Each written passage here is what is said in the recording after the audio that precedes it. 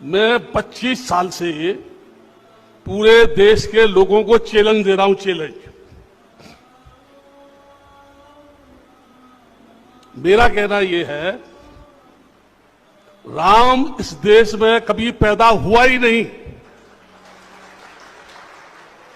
कोई भी देश का इतिहासकार, विश्व हिंदू परिषद हो, आरएसएस के भागवत हो, भागवत के और पिताजी हो, या कोई मनीषी हो, दार्शनिक हो, इतिहासकार हो, संत हो, साधु हो, शंकराचार्य हो, कोई भी ये सिद्ध करे कि राम यहां पैदा हुआ, मैं कहता हूं राम कभी यहां पैदा हुआ ही नहीं। ये जबरदस्ती ये कह रहे हैं कि राम यहां पैदा हुआ। चाहिए घर में माँ बाप बड़े हैं, उनको कोई पूछता नहीं है, उन्हीं को राम मानो ना, उन्हीं को सीता मानो ना। किसको सब फुर्सत है बताइए राम में एक हवा बह रही है कि आप संभवतः विधानसभा का चुनाव लड़ सकते हैं। अरे नहीं, विधानसभा लोग दुनिया बोलने दीजिए, मुझे चुनाव से मतलब नहीं। मैं चाहता हूं कि पब्लिक जागरूक हो जाए, पब्लिक जाग जाए। खेसारी को चुनाव लड़ने और नहीं लड़ने से मेरा रोजी रोटी ऐसा नहीं कि बंद हो जाने वाला। राम मंदिर से क्या होगा साहब? तो हमारे जब धंधे खत्म हो गए हैं, जब हमारे खेत खाली हो, हम खेती हमारी खत्म हो गई है, जब हमारे गांव खाली हो रहे हैं, तो ये मुद्दे है ना।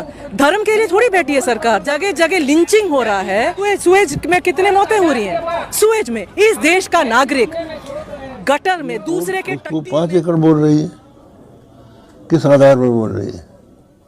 तो ये कहाँ न्याय है? तो हमको तो लगता है कि सरकारी दबाव में आकर ये फैसला हुआ है। रिपोर्ट देखेंगे। फैसले से खुश है या नहीं है? हाँ? फैसले से खुश है या नहीं है? खुश भी हैं और नहीं भी हैं। राम मंदिर बनने से क्या अनएम्प्लॉयमेंट खत्म हो जाएगा, चाइल्ड मेल न्यूट्रिशन खत्म हो जाएगा, फार्मर्स डिस्ट्रेस खत्म हो जाएगा। राम ये सब इलेक्शन के लिए, क्योंकि चुनाव आ रहा है इसीलिए चिल्ला रहे हैं। देखा था वहाँ पर मंदिर, और अगर मंदिर था भी वहाँ पर, और अगर उस वक्त आज ही इतने सालों पहले वहाँ मस्जिद बन गई थी, तो फिर से उसे तोड़ के आप क्यों बनाएंगे मंदिर? और अगर आपको बनाना, हिंदू खतरे में नहीं है, ये देश खतरे में है। ये देश खतरे में है मोदी जी, अमित शाह जैसे लोगों से, प्रज्ञा ठाकुर जैसे लोगों से। ये देश खतरे में है।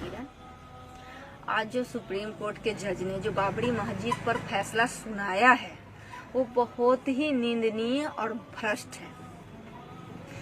जो राम का न कोई प्रमाण है, न कोई साक्ष्य है, न कोई इतिहास है, उस राम पर सुप्रीम कोर्ट के जज ने फैसला सुनाया है। जानते हैं ये सब दबाव में किया है सुप्रीम कोर्ट के जज ने। भाइयों से कहना चाहूंगी कि ये मंदिर के चक्कर में आप लोगों को पड़ने की कोई जरूरत नहीं, क्योंकि ये मंदिर आपको बंधुआ मजदूर बनाएगी और आने वाली पीढ़ी को गुलाम बनाएगी।